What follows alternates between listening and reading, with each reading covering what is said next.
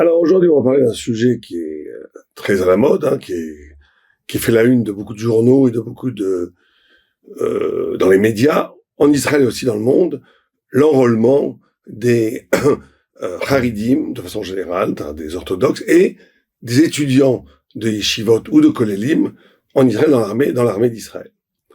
Alors, avant de parler de ce sujet, qui est un sujet tout le temps un peu douloureux, passionnel, où les gens s'emportent à droite et à gauche, il y a des fondamentaux qu'il faut rappeler. Même si nous pensons que ceux qui étudient la Torah vraiment ne doivent pas faire l'armée, et on va expliquer pourquoi, al-pi halacha et conceptuellement les deux, il y a bien entendu un devoir de pudeur et de reconnaissance pour les personnes qui font l'armée, et encore plus fort pour les gens qui meurent ou blessés, une reconnaissance infinie. Le Rabbi Lubavitch et le Rav Shlomo Zalman Auerbach, qui était dont les enfants, dont Rav Shmuel et Rav Azriel sont vraiment ceux qui sont à l'opposé absolument total, qui veulent absolument, qui combattent l'idée que les étudiants de Yeshivat font l'armée, disaient que d'aller prier sur la tombe de soldats qui sont morts pour défendre le peuple juif en Israël, c'est la prière qui est le plus accueillie. C'est-à-dire, on voit qu'il y a une possibilité, n'est-ce pas, de ne pas souscrire à cette idée que tout le monde doit faire l'armée et avoir une reconnaissance infinie, une admiration infinie pour ceux qui la font. Le Rabbi Lubavitch et Rav Shlomo Zalman Auerbach disaient qu'il y a quelque chose de supérieur dans celui qui fait l'armée en étant religieux, c'est qu'il donne, et même en étant pas religieux en vérité, c'est qu'il met en danger sa vie. Ça s'appelle Messirat Nefesh Begoufo, ou Benafsho, c'est-à-dire qu'il donne sa vie, il met en danger sa vie. Et ça, c'est un plus qu'on ne pourra jamais enlever aux personnes qui ont le courage, la bravoure et l'immense mitzvah de défendre le peuple d'Israël en faisant l'armée en Israël. Il faut que les choses soient claires. C'est-à-dire et c'est très compliqué parce que dès qu'on prend une position, on est catalogué, ou tu es contre l'armée, des choses complètement idiotes, mais qui, médiatiquement, sont pratiquement automatiques, puisque la pensée de la subtilité et de la vérité s'accommode mal du vecteur médiatique. Mais bon, on va essayer de faire ce qu'on peut. Donc ça, c'est la première chose. Encore une fois, faire l'armée est une immense mitzvah. Défendre par son corps et sa vie le peuple d'Israël est une immense mitzvah. Et c'est une mitzvah qui a sûrement un côté qui est supérieur à tout. Amen, celui qui étudie jour et nuit dans les yeshivot. Celui qui étudie jour et nuit dans les yeshivot a un côté supérieur à celui qui fait l'armée. C'est celui d'être complètement consacré à la sainteté qui apporte les flux de bénédiction sur le peuple d'Israël. Mais en vérité, les deux sont des immenses mitzvot. Et on va voir comment orchestrer ces deux pans de la vie du peuple juif. Alors, d'abord, on va essayer d'expliquer le pourquoi profond que les Baruch Yeshiva ne font pas l'armée. Pourquoi? Mais avant cela, la halakha. Ça veut dire les textes. Et on va voir encore que même dans la halakha, si on n'est pas un démagogue et si on n'est pas un idéologue, c'est compliqué. Alors, je vais essayer d'être le plus honnête possible avec vous, en amenant les nuances halakhiques. Donc tout commence en vérité par une Mishnah dans Sota, où on cite toutes les personnes qui sont dispensées de faire l'armée, dont bien sûr ceux qui étudient la Torah, mais encore d'autres, enfin en vérité on ne dit pas ça là-bas, mais ceux qui sont dispensés de faire l'armée, on nous dit Bema dvarim amorim, bemilchama reshut. Quand c'est une guerre de Reshut, on verra ce que c'est Reshut au mitzvah, une guerre qui n'est pas nécessaire, on va dire, comme par exemple la conquête de territoire, qui ne serait pas l'Eretz Israël. Aval milchamat mitzvah, akol yotzim. Tout le monde fait la guerre, tout le monde fait l'armée. Afilu chatan michadro vekala michupato. Même le chatan, même le jeune marié qui normalement est dispensé de faire la guerre, ou même la kala. Certains disent, pourquoi on dit la kala ne fait pas la guerre. Certains disent, oui, même les calottes dans les étaient là, accompagner les armées pour préparer à manger, pour donner de l'eau, etc., etc. Donc il y a une mobilisation générale quand il y a une milchamot mitzvah, une milchama qui est une milchama de obligatoire, je dirais même chova. là aussi, il faut faire un distinguo très important. On va définir qu'est-ce que c'est une mitzvah, qu'est-ce que c'est reshut, qu'est-ce que c'est chova.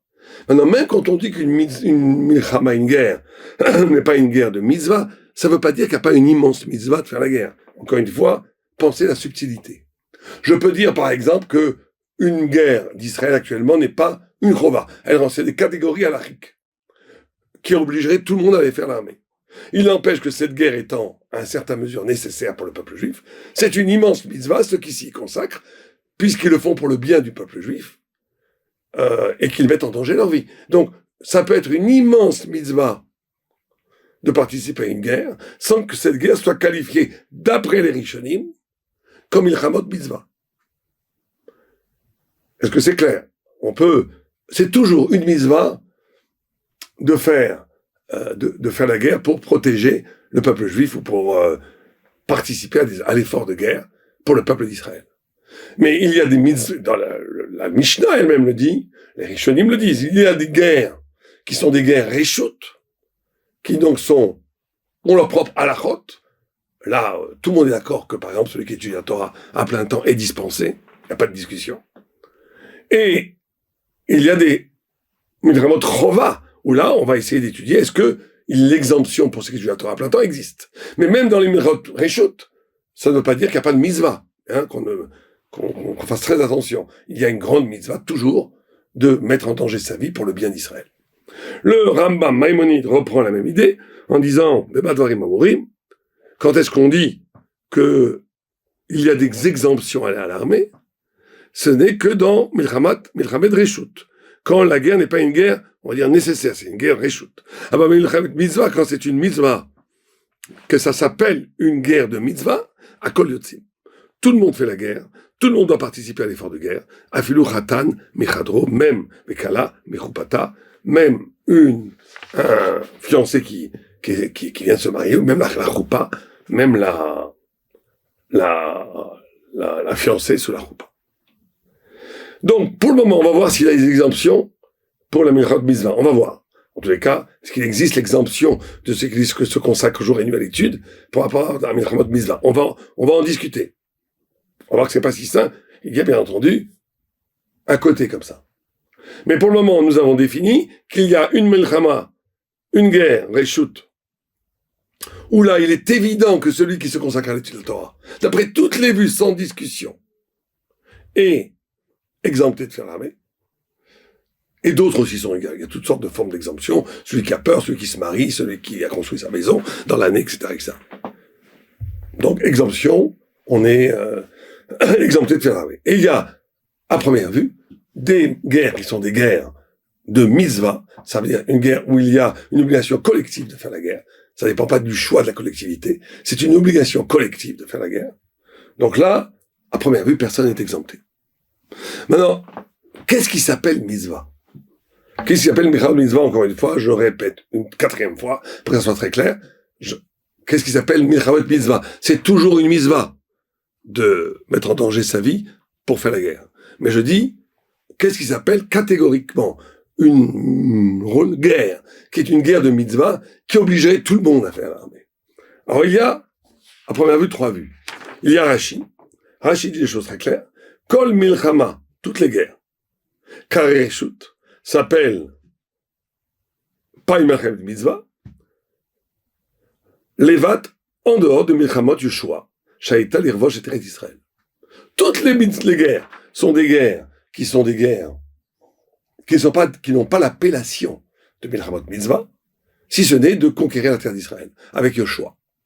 Alors, à première vue, il y a une contradiction dans Rashi, parce que le même Rashi, on va faire un cours un peu compliqué, hein.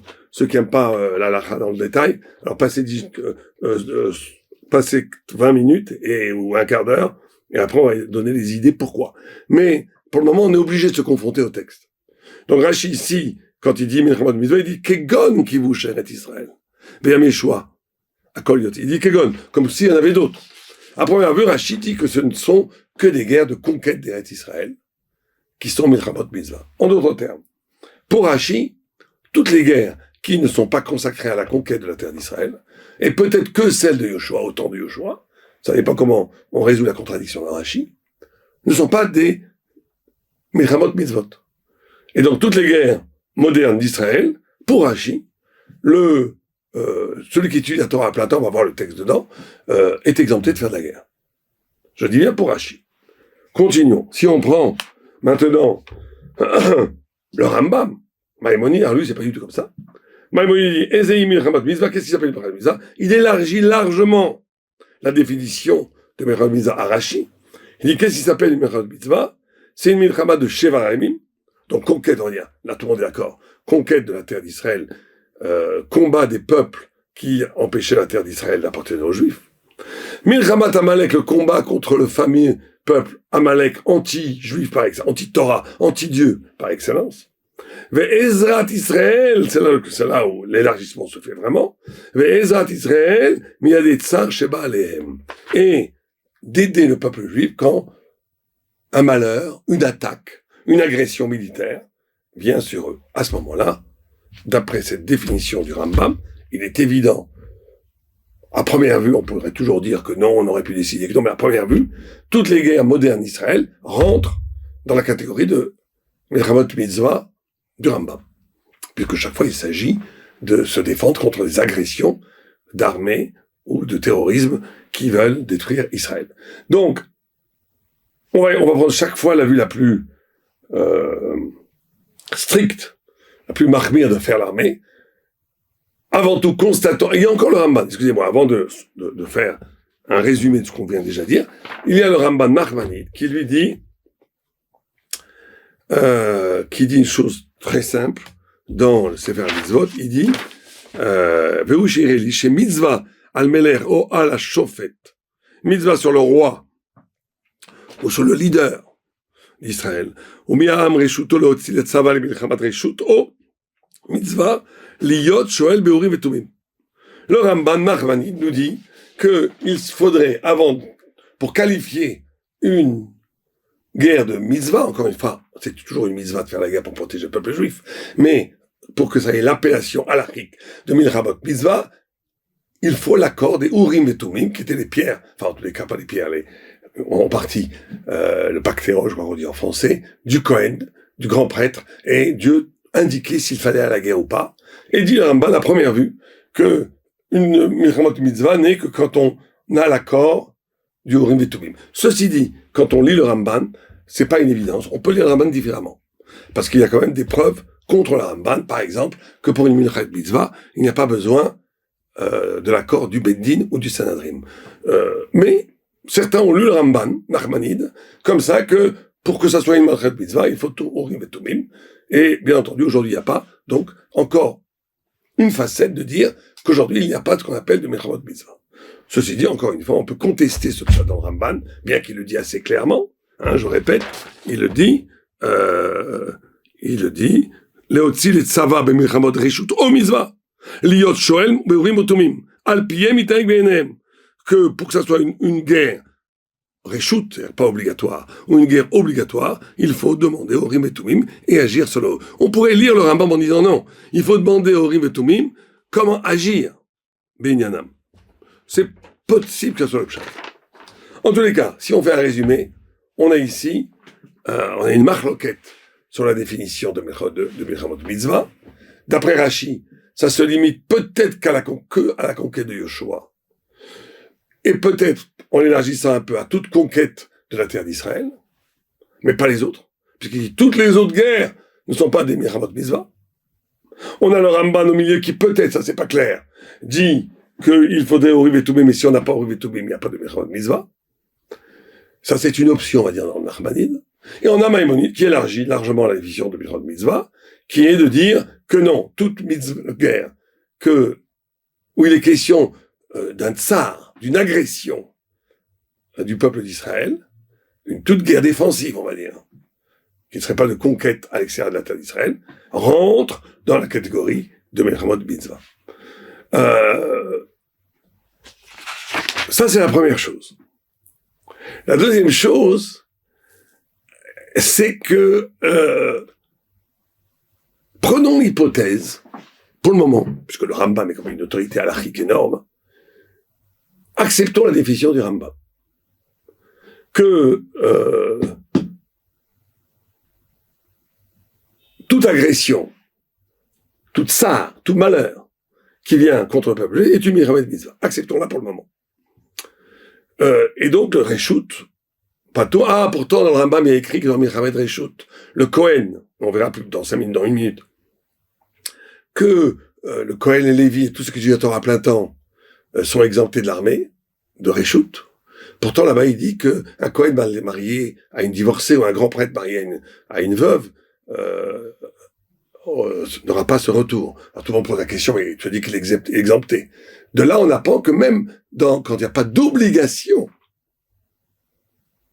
pour un Kohen, un Lévi ou un étudiant à plein temps de la Torah de faire la guerre, il peut décider de la faire. C'est la réponse que donnent les Acharonim sur cette contradiction dans le Rambam. Puisque le Rambam d'un côté dit un prêtre, un Kohen ou un grand prêtre, un Kohen Gadol, ne vont pas à l'armée Réchout, ne font pas les guerres qui ne sont pas des guerres mitzvot. Et ça, c'est clair. Et d'un autre côté, il dit, s'il a fait la guerre, qu'il est marié, qu'il a almana. Donc, contradiction. On dit pas contradiction. Là, on parle quand il a voulu aller faire la guerre. Donc, on voit de là qu'il n'y a pas d'interdiction pour un Lévi, un Kohen, ou même celui qui se consacre à plein temps à l'étude de la Torah, de choisir de faire l'armée. Qui est, peut-être, dans des cas de tsar, comme aujourd'hui, dans des conditions, on va voir si ça existait, les conditions idéales où la personne qui fait l'armée peut rester au même niveau de spiritualité, de Torah, et c'est presque une équivalence de mitzvah. C'est une immense mitzvah, même Réchout, de faire l'armée au point où un Kohen, ou qui est dispensé, de dire, moi je peux la faire, je veux la faire, il aurait le droit de la faire. Il faut bien être honnête ici. Dire tous les recoins de la halakha. Et c'est ce que je m'apprête de faire. Maintenant, il y a ce fameux Rambam dans la Shmita. Et c'est là, en vérité, tout le point de Marloquet. Encore une fois, bien que nous ayons plus ou moins prouvé, enfin que les Acharonim ont prouvé, que une guerre qui ne serait pas dans la définition halachique de guerre mitzvah, un Kohen ou un Lévi ou un étudiant à plein temps peut décider d'aller le faire, mais il n'est pas obligé d'aller la faire. Est-ce que dans une Marchavot mitzvah,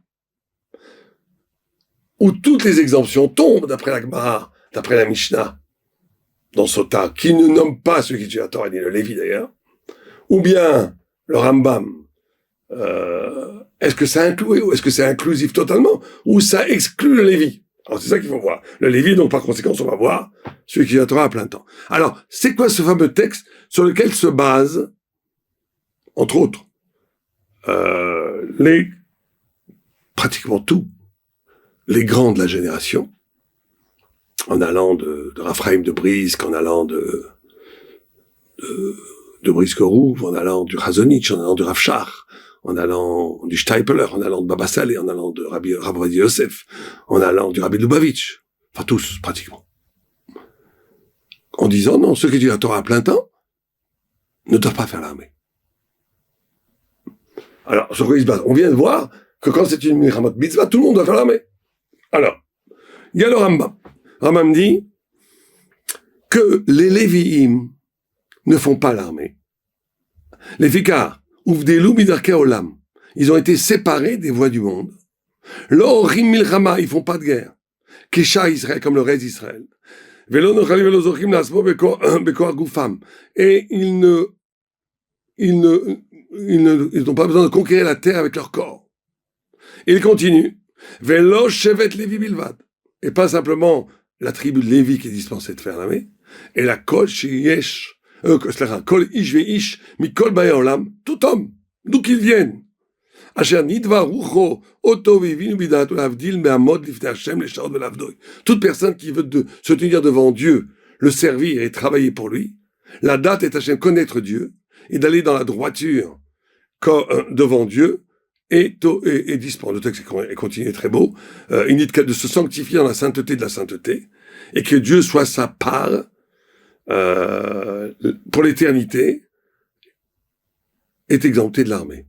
Donc nous avons un texte dans Shemitah, Yovel, Perek Yud Gimel, Halacha Yud Gimel, qui dit clairement que que les Lévis, la tribu de Lévi, mais pas simplement la tribu de Lévi, toute personne qui veut se consacrer absolument à l'étude est dispensée de faire l'armée. Alors là, sur ce texte, il peut y avoir discussion, mais bien, est-ce que le Rambam parle aussi d'un milchamet mitzvah? Ou bien non. Alors je vais vous étonner, certains disent, et pas des moindres, le Kerenora, le Marsha, qui sont des immenses références halachiques, nous dit non. Milchamot Mitzvah, même le Talmid Chacham doit abandonner son limoud et aller faire la guerre. Donc il y a des vues très importantes qui nous disent qu'on le pshat dans le Rambam, que celui que si c'est une Milchamet Mitzvah, si on accepte que c'est dans la catégorie Milchamet Mitzvah, il n'y a pas d'exemption. Même pour ceux qui étudient la Torah à plein temps, comme un fou. Même ceux qui étudient 14 heures par jour. D'autres vues, le Marshall, le Derech Emunah et d'autres, beaucoup, disent non. Le Rambam parle forcément, même dans Milchamet Mitzvah. Quelle est leur preuve? Leur preuve est simple.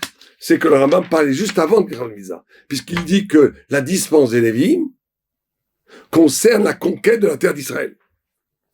Or, la conquête d'Eretz Israël, c'est la plus grande, peut-être, Milchamot Mitzvah.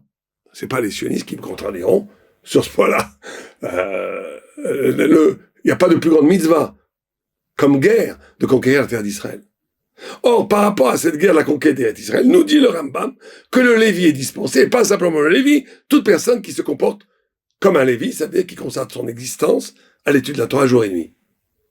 À première vue, le pshat, le plus simple, encore une fois, essayons d'être absolument honnête intellectuellement, le pshat le plus simple dans le Rambam, c'est de dire que même dans les Milchamot Mitzvah, d'après l'appellation du Rambam, en vérité d'après tout le monde, puisqu'il s'agit ici de la conquête de la terre d'Israël, ou même Rashi est d'accord, ou même Ramban serait d'accord. Puisqu'il y avait à l'époque le Urim et Tumim. Donc il dit, même à l'époque où il y avait le Urim et Tumim, même pour conquérir la terre d'Israël, qui est la milchama référentielle absolue pour Rashi. C'est la seule milchamat mitzvah pour Rashi. Même pour le Rambam, bien entendu, qui fait partie des Sheva Mamim, la conquête des 7 peuples de la terre d'Israël, qui fait partie des trois ofakim, des 3 facettes, des 3 occurrences dans lesquelles il y aurait une mitzvah, le Rambam dit, le Lévi est exempt. Et pas simplement le Lévi, tous ceux qui suivent la Torah à plein temps. Nous avons presque une preuve formelle, encore une fois, je répète honnêtement, que d'immenses, comme le Kerenora et le Marsha, ne lisent pas, ils parlent pas du Rambam d'ailleurs, mais ils ne lisent pas le Rambam comme ça. Ils parlent de d'autres Gemara qu'on va citer, où ils se demandent la question pourquoi des gens ont été punis pour avoir enrôlé des Talmidei Chachamim à faire la guerre. On va leur lire en 2 minutes, ils ont été punis parce qu'ils ont enrôlé des Boré Shiva. Alors ils posent la question, le Kerenora et le Marsha, mais pourtant, si c'est une Milchamet Mitzvah, il ne devra pas être puni. Tout le monde doit faire la guerre. Et ils répondent là-bas, c'était pas des Milchamot Mitzvah. On comprend dans le Marsha et dans le Kerenora, on comprend qu'ils comprennent que c'est une Milchamot Mitzvah, il n'y a pas de ptour, il n'y a pas d'exemption. Les autres comprennent différemment. Parce qu'ils voient dans ce Rambam, à première vue, c'est Boek, que ce Rambam, c'est une évidence qu'il parle de Milchamot Mitzvah puisqu'on parle de la conquête d'Israël. Ah, on pourrait dire, non. Ne confondons pas tout. Les Lévim sont exemptés de conquérir la terre parce qu'ils n'ont pas une partie de la terre d'Israël. Et c'est pour ça qu'ils sont exemptés. Mais ça ne tient pas le coup. Pourquoi? D'abord parce que si c'est une mitzvah, Milchamet Mitzvah, tout le monde est convoqué, même s'ils n'ont pas une partie de la terre d'Israël, ils devraient être convoqués. Et en plus de ça, c'est parce que dit le Rambam. Le Rambam ne dit pas du tout c'est parce qu'ils n'ont pas de conquête d'Israël. Il dit c'est parce que Ivdilou Bidarkei Olam. On va en parler dans 5 minutes. C'est parce qu'ils ont été séparés des voies du monde. Le pshat dans le Rambam plaide véritablement en faveur que même pour une Milchamot Mitzvah, et même si on accepte la vue la plus marmire, la plus large du Rambam, pour une Milchamot Mitzvah, quand il s'agit de quelqu'un qui étudie la Torah à plein temps ou du Lévi, il est exempté de faire l'armée. Alors on va voir, encore une fois, l'autre vue est acceptable. Hein. Alors je sais qu'on va se faire des ennemis à droite à gauche, parce que on dit, c'est toujours ça quand on dit au plus proche du texte de la vérité, on se fait des ennemis à droite à gauche. Mais c'est pas grave, il faut dire la vérité. D'après le Kerenora et d'après le Marsha, effectivement, une obligation pour tous les Boréchiens de faire l'armée. Il y a peut-être d'autres considérations, on va en parler à la fin, mais d'un point de vue sec de la halakha, oui. D'après le Marsha, d'après le Binyan de Emunah, d'après le Binyan d'Olam et d'après d'autres, il n'y a pas. Au contraire, il faut qu'ils étudient à plein temps. En étudiant à plein temps, ils protègent plus Israël. On va voir ça dans 2 minutes. Mais en tous les cas, le sens simple du Rambam est plutôt du côté du Derech Emunah et du Marshal que ceux qui se consacrent à plein temps de l'étude de la Torah est dispensé de faire l'armée. Mais là encore une fois, un langage de vérité nous oblige à faire un distinguo entre deux catégories de personnes que les politiciens, aussi bien laïcs que religieux, ne font pas. Et pour moi, c'est le drame, on va dire, le drame du discours contemporain, enfin immédiat sur l'armée. Je pense qu'il faut faire un distinguo absolu entre les Haridim, le fait d'être ultra-orthodoxe, et le fait d'étudier la Torah à plein temps, jour et nuit. Je sais très bien qu'il y a certains rabbiniques qui considèrent que personne n'a fait l'armée parce que c'est dangereux, parce que, etc. Nous ne sommes pas de cette opinion, et nous nous reposons sur les grands de la génération, qui sont le Rav Shteman et le Rabbi Lubavitch. Le Rabbi Lubavitch disait que celui qui étudie la Torah, véritablement, très sérieusement, jour et nuit, ne doit pas faire l'armée, parce que son mérite surpasse en tout pour protéger le peuple d'Israël. Par contre, il a écrit une lettre à un de ses élèves qui avait arrêté la yeshiva et qui a commencé à entrer dans la vie active et qui lui a dit « Mais de quel droit tu ne fais pas l'armée en mettant en danger ? De quel droit tu te dispenses de faire l'armée ? Tu te poses sur le sang, tu te reposes sur le sang de ton prochain, c'est absolument immoral, et même al pi halakha, c'est interdit. Alors, nous, on a une position, on est d'une école un peu plus, on va dire, un tout petit peu différente du Rabbi Lubavitch, celle de Rav Shteman, qui est que oui, d'accord, ceux qui étudient pas la Torah, ils ont beau être ultra-orthodoxes, comme on dit, ça ne les dispense pas de faire l'armée, mais à une condition, c'est qu'on crée des structures à l'armée où celui qui rentre Haridi ressort Haridi. Donc il faut créer des unités SDR, comme on avait fait pour les sionistes mizrahiques, qui assurent que la personne reste religieuse. Ça veut dire des structures militaires où il y ait des cours obligatoires, des prières, des bétamidrash, des cacheroutes adéquates, le problème de relation entre l'homme et la femme, etc., etc. Il faut que ça soit encadré par des rabbanim, des mashgichim, charidim, etc., etc. Si la société israélienne est prête à faire cela, ce qui n'est pas sûr, parce qu'on peut très bien imaginer qu'au bout de 3 ans de ces yeshivot, une plainte au Bagatz à la Cour suprême d'Israël dit oui, attention, c'est pas normal qu'il n'y ait pas de femmes mélangées avec les hommes, c'est pas normal qu'ils aient le droit d'étudier d'1 heure ou de prier, c'est pas normal qu'ils mangent une cacheroute.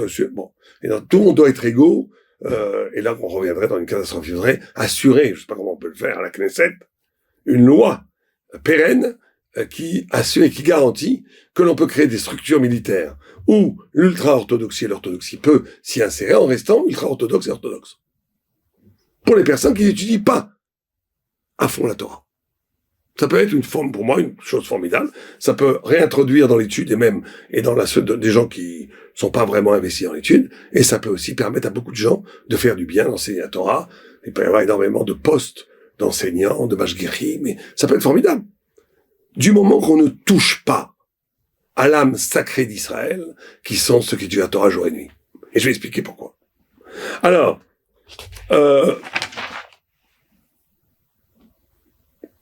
encore une fois. Bon, on va en parler après. Alors d'abord les textes. Encore une fois, avant de dire les idées, les textes. Il y a le Zohar. Le Zohar, il dit une chose très simple. Le Zohar, il dit comme ça. Il dit, je vous le lis en hébreu parce que c'est en araméen, Ki en davar ba'olam, sheishbor kocham shalakum. Il n'y a aucun pouvoir qui peut vaincre une armée ennemie, chutz misha'a she'Israël oskim b'Torah. Que quand le peuple juif étudie la Torah, une partie du peuple juif étudie la Torah. Ki kol zman she'Israël oskim b'Torah, kol zman qu'il y a l'étude de la Torah. À Yémin, ce qu'ils appellent la droite. Pas la droite politique, hein. La droite, ça veut dire le chesed, la bracha. Mitrazek, elle devient forte. Veshover koro, et elle casse les forces de gauche. Encore une fois, pas la gauche politique, hein. Shalakum, des ennemis d'Israël. C'est pour ça que la Torah s'appelle puissance. Quand la small mitrazek, il n'y a pas de Torah, les forces du small, de gauche, du mal, deviennent plus forts, et donc les ennemis d'Israël deviennent plus forts, et on peut être détruit. Premier texte très fort du Zohar, que c'est l'étude de la Torah comme instrument spirituel qui donne la force aux armées d'Israël de vaincre les ennemis. D'ailleurs, je ne fais jamais ça. Des interprétations tout de suite dans le réel. Mais quand même, juste après le 7 octobre, on a vu une telle unité du peuple juif, où on entendait des soldats qui disaient « Oui, étudier la Torah. Bien sûr, dans les chivot, étudier la Torah, ça nous donne la force à nous. » Il y a eu un succès fabuleux au début. Après, bien entendu, l'instinct politique de la division, de la marloquette, de la diffamation, ce déluge médiatique anti-religieux, bon, on voit très bien que ça patine. La Torah donne la force au peuple d'Israël, aux armées d'Israël de vaincre. Il faut bien comprendre ça. Il y a d'autres textes où il est dit, dans le Gemara Sanhedrin, très simple. D'Amar Rabbi Abba bar Kana, ilmale David lo asa, lo ose oyev bilchama, veilmale Yoev lo asa David batorah. On voit qu'il y a un partage, une bipolarité. Yoav, il fait la guerre, David étudie la Torah. Matam David ose, mishpat uzdaka le kol amo, mishum de Yoav. Matam Yoav ala tzava, pourquoi Yoav il gagne la guerre, mishum de David ose mishpat uzdaka le kol amo. Et on met Rashi, dit Rashi, Shaya osek batorah. Il étudie la Torah yom velayla. Azlo asa Yoav milchama. S'il n'avait pas, si loulé ilmalé David, si David n'étudiait pas la Torah, Yoav n'aurait pas pu faire la guerre. Aval zchuto shel David, omedet lo le Yoav milchama shel David. Par le mérite de l'étude de la Torah de David, alors Yoav gagnait les guerres. Et c'est pareil partout. Je peux vous citer 50 textes. Rabbi Yoshua ben Levi dit, Ma omedet ayu reglaim b'sha'er Yerushalayim, ma garam le raglenu she'yamdu b'milchama. Qu'est-ce qui fait qu'on peut résister aux ennemis d'Israël? Qu'est-ce qui fait que les portes de Jérusalem restent debout? Shayu oskim batorah, parce qu'ils étudiaient la Torah. Ah, vous voulez me dire, on peut étudier la Torah à l'armée? Oui, bien sûr. Ceux qui étudient la Torah à l'armée, c'est une immense mitzvah. Certains font les deux, comme Rabbi Yoshua, la nuit, le jour. Mais il y a une idée d'une constante étude qu'une partie, en réalité infime d'Israël, on parle de 60 000 personnes, et peut-être qu'ils font rien moins. Je suis d'accord que dans les 60 000, comme disait Churchill, la démocratie c'est le pire des systèmes, on n'a pas trouvé de meilleur. Alors, il faut qu'il y ait une structure qui permette aux gens sérieux d'étudier la Torah jour et nuit. Maintenant que certains profitent du système, et qui, au lieu d'étudier, fument des cigarettes dans la cour, je suis d'accord qu'il faut les mettre dans des SD Haridi. Donc on parle pas en vérité de 60 000, hein. On parle de peut-être 20 000, 30 000, 40 000 personnes qui font qu'ils étudient la Torah sur 7 millions de personnes. Bon, c'est pas la fin du monde, hein. Donc, mais, regardez ce qu'il dit ici. Amar Rabbi Eliezer. Mipnema ne'enash Avraham. Pourquoi a été puni Avraham? Parce qu'il a enrôlé ceux qui étudient la Torah, Talmidei Chachamim. Il a pris des Talmidei Chachamim. Et Rashi nous dit, parce qu'il a vidé en vérité la Torah, Erikan mina Torah, il les a vidés de Torah, Milachon ve'abor rek. Le puits est vide. Ah, pourtant, ils étudient la Torah la nuit. À ce temps-là. Non. Il faut qu'une partie reste étudiée à plein temps. Et qui se donne jour et nuit à l'étude. Et en vérité, il y a une halakha dans le Midrash Tantruma, où Moshe disait, élève les matés. Une partie étudie, une partie fait la guerre, une partie continue l'économie. Comme il disait, élève, 12,000, חילוצי צבא, 12,000, לשמור את הכלים, והיא écrit dans le Midrash Tantruma, on parle de Tanaïm, ou 12,000 לתפילה ולתורה.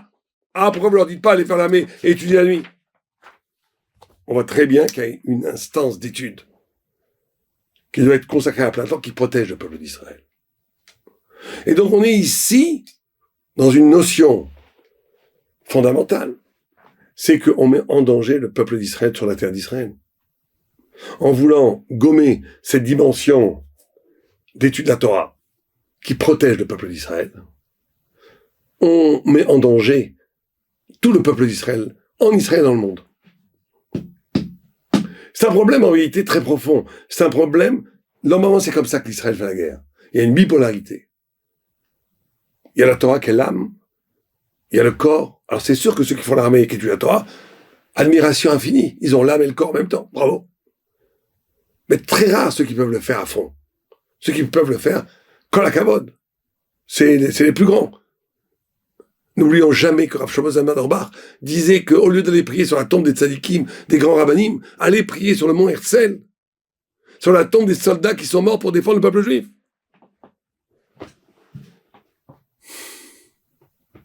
Est-ce qu'on peut être un peu intelligent? Quelqu'un m'a dit, oui, vous avez parlé contre l'armée. Des bêtises incroyables. Est-ce qu'on peut comprendre qu'il y a une vérité thoraïque et que l'émotion idéologique, la non-compréhension des choses, fait que, d'ailleurs des deux côtés, hein, il y a des très religieux qui comprennent, moi je vais pas trop parler, enfin, qui s'expriment d'après moi de façon honteuse, de ne pas donner de reconnaissance, d'amour, et d'infinie reconnaissance, d'infini respect, d'infini reconnaissance aux soldats d'Israël qui risquent leur vie pour que eux ils puissent étudier la Torah tranquillement dans leur Beth Midrash. C'est une honte. J'ai pas peur de le dire, c'est une honte. Mais ceux qui ne comprennent pas que ceux qui sacrifient leur vie pour l'étude de la Torah jour et nuit protègent Israël, c'est aussi une honte.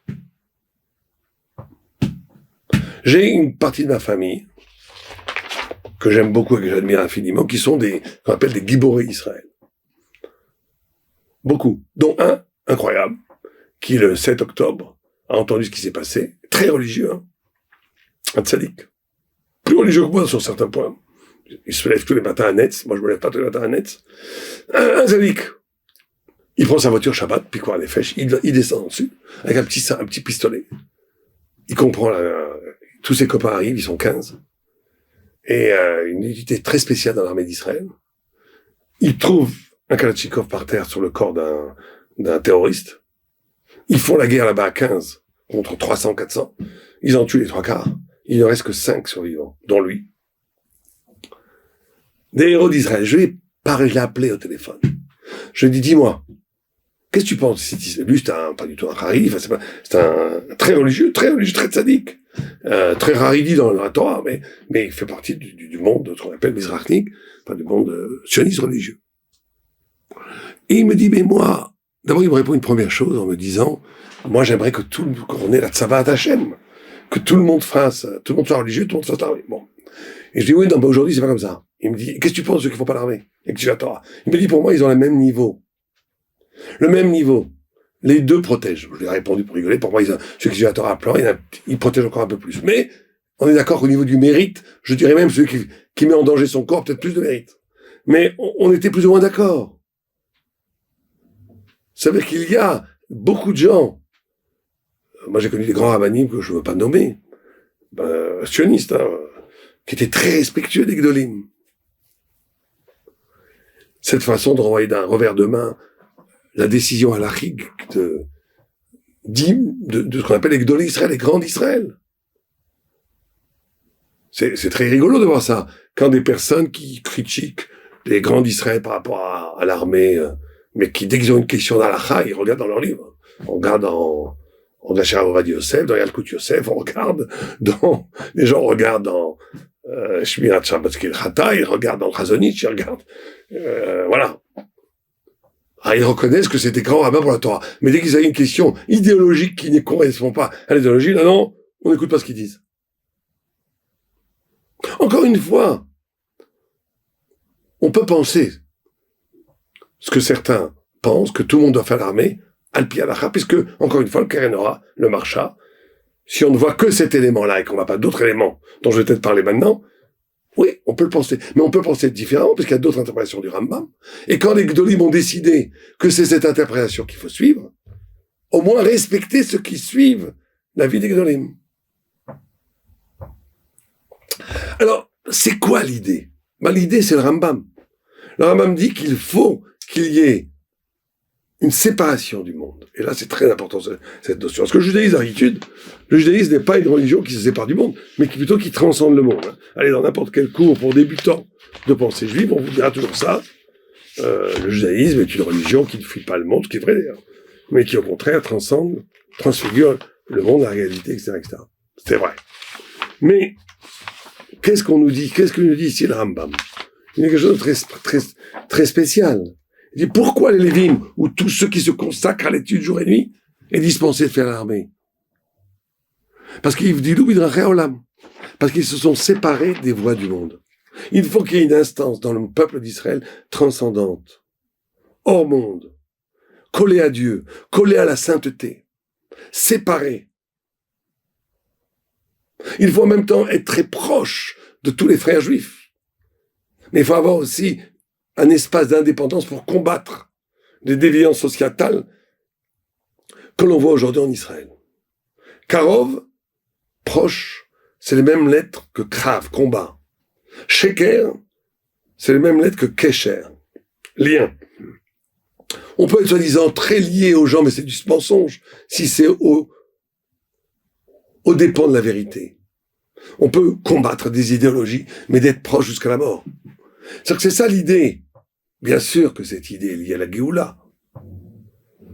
Est-ce que le fait national juif, le fait du sionisme, le fait d'être revenu, on est, au Hachem, 7 millions de juifs en Israël, que bientôt la majorité du peuple juif sera en Israël, que bientôt le Messie va venir, qu'il y a, au Hachem, une régénérescence du peuple juif en Israël, etc., etc. Mais est-ce que ce retour d'Israël, et même de la Torah en Israël, la Torah de loin la plus forte du monde, c'était pas vrai il y a 50 ans. Il y avait des pôles de Torah fantastiques aux États-Unis. Aujourd'hui, non, c'est fini. La Torah, il y en a beaucoup aux États-Unis, mais la grande Torah des grandes yeshivot, elles sont en Israël. Donc on voit très bien un projet divin du peuple juif sur sa terre, c'est magnifique. Mais c'est pas encore le Messie.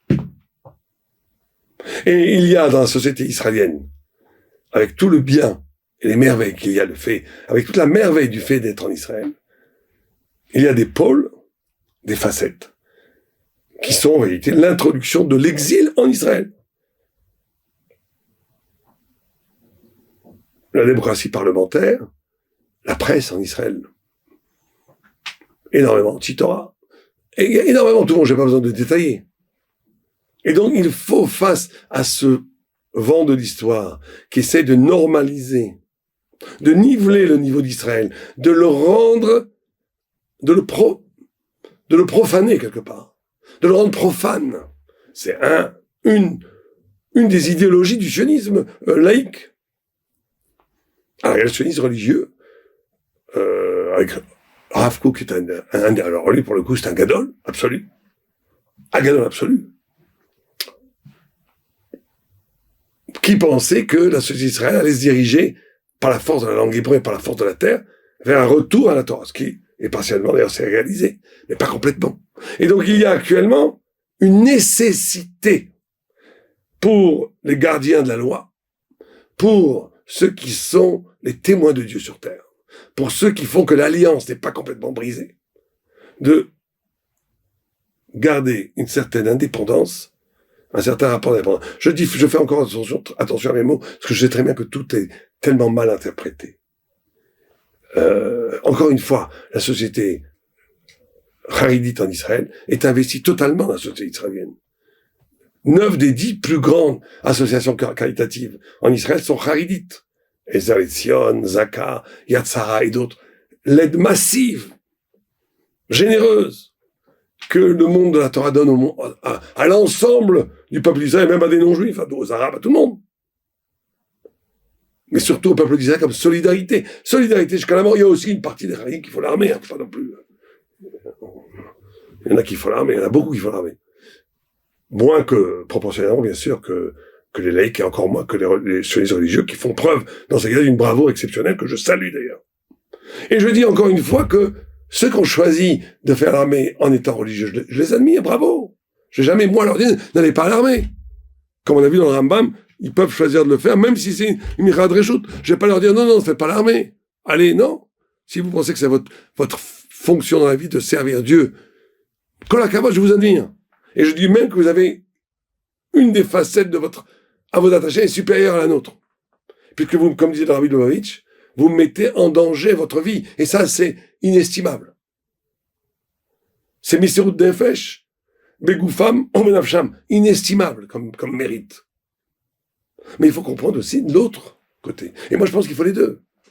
Je pense qu'il est important qu'il y ait des religieux qui soient plus investis dans la société israélienne, qui font la cour à transmission, qui par définition rentrent de la Torah dans le monde laïque. Je trouve ça très bien.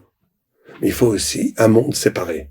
Pas complètement séparé, encore une fois, puisqu'il est investi massivement dans la société israélienne, mais qui ait une part de transcendance, une part de séparation qui permet de garder une résistance à l'histoire, une résistance au cours des choses, qui voudrait mener le peuple d'Israël à sa profanation, à sa laïcisation, à l'oubli de cette flamme de Torah éternelle qui a permis au peuple juif de vivre en galoute. C'est-à-dire qu'il faut, et j'ose dire le mot, que même dans cet instant messianique qui est le retour du peuple d'Israël sur sa terre, il faut encore garder une Torah de galoute. Oui, parce que la Torah de galoute est une Torah qui est peut-être de galoute, mais c'est une Torah qui permet à la Torah de rester, qui permet l'éternité du peuple d'Israël. On espère tous que le Messie va venir et que cette Torah de Galout va devenir Torah d'Eretz Israël. D'ailleurs, ça se fait beaucoup, mais dans le monde Haridi, toute la recrudescence de l'étude de la Kabbalah, de la Chassidut, de la Marshava, je considère que c'est ça Torah Mashiach, Torah Eretz Israël. Mais il faut garder les structures de la Torah d'étude, comme elles étaient avant, qui assument la pérennité du peuple juif et la protection du peuple d'Israël. Et de toucher à cela, c'est de toucher à l'âme d'Israël et de mettre en danger les corps d'Israël sur sa terre et dans le monde. Et donc, pour finir, ce qui me paraît essentiel aujourd'hui, c'est d'arrêter les anathèmes. C'est incroyable. Ça on peut pas leur arrêter. La presse israélienne, jour et nuit, est dans une propagande au point que c'est pour ça d'ailleurs que les gens en parlent, une propagande anti-haridi, anti-orthodoxe, incroyable. Et d'après que le 7 octobre, il y a eu ce qu'il y a eu, on dirait que le seul problème aujourd'hui de l'armée d'Israël, c'est qu'il n'y a pas de haridim. Ah, on a oublié la déficience des services secrets, on a oublié la non-préparation à ce genre d'attaque, on a oublié la désorganisation défensive du... Il n'y a plus qu'un seul problème, les haridim ne font pas l'armée. C'est une façon de camoufler un échec, une erreur, et une façon de se déresponsabiliser. Donc encore une fois, je finis avec ça. Notre position, qui est la position, d'après moi, de la majorité des Gdolim aujourd'hui, c'est que Dieu préserve de toucher à ceux qui vivent la Torah jour et nuit, les vrais Avrechman, les vrais Kolelman, les vrais Avrechim, les vrais Boré Shiva. C'est l'âme vivante d'Israël qui permet la pérennité, l'éternité, et comme on a vu dans les textes, et la bracha pour la protection du peuple d'Israël. Mais ceux qui n'étudient pas, il faut effectivement envisager de créer des unités qui soient des unités haridites dans lesquelles l'orthodoxie puisse vivre et participer à l'effort de guerre. C'est la position aujourd'hui de la majorité des Gdolim qu'il faut mettre en œuvre si on peut. Mais justement, les politiciens de tous bords mélangent les deux sujets parce qu'ils ne veulent pas de solution. Et ils veulent que cette confrontation dure toujours. En tous les cas, ce qui est important aujourd'hui, c'est que l'anathème réciproque s'arrête, que la violence du discours idéologique, le poison du discours idéologique s'arrête, qu'il y a respect de l'autre. Il y a une notion de Ichud Am Israël. Le peuple juif a toujours été vaincu par ses ennemis quand il était divisé, quand il y a eu des guerres intestines. Et ça, c'est très, très dangereux pour le peuple d'Israël. Si le peuple d'Israël a ce sursaut d'âme, où il dit d'accord, qu'il y ait 30, 40 000 personnes qui suivent à plein temps, à le vaille, bien plus, et qu'on fasse des structures de vérifier que tu dis vraiment oui, d'accord, et que ce que tu dis pas soit intégré dans des chiottes SD haridites, ça serait merveilleux. Mais avant tout, avant de mettre tout ça en œuvre, il faut, pour que cela puisse avoir lieu, parce que quand on fait des discours anti-haridi et tout, on se braque, plus personne va à l'armée. En plus, non seulement c'est grave de poser l'anathème et de ne pas comprendre l'autre, c'est grave d'un point de vue moral, d'un point de vue éthique, d'un point de vue spirituel. Mais au niveau de la pratique, ça amène que très peu de gens vont s'enrôler. Donc c'est complètement idiot quelque part. Mais l'idée principale, c'est de retrouver cette vision d'Israël globale. Elou Divrei Elokim Chaim. Il y a une mitzvah. Il y a une immense mitzvah de s'enrôler, faire la guerre pour protéger le peuple juif en risquant son corps. Il faut baiser les mains de ces gens-là. Il faut baiser les mains des gens qui étudient la Torah jour et nuit, qui protègent le peuple juif. Il faut vivre cela dans l'harmonie, et non pas dans cette division absurde, qui n'amène que le malheur, que la non-compréhension, et que, excusez-moi le mot, l'imbécilité, c'est-à-dire la réduction de la pensée à l'idéologie, qui est toujours la réduction d'intelligence à l'idiotie. Amé Vinyavin, Alevay Alenu, Sheye Shalom Be'am Israël, mais Shalom, Alenu Valkol Israël, que tous les Hatoufim soient libérés, que la victoire d'Israël sur les ennemis d'Israël soit totale en Israël et dans le monde entier. Amen.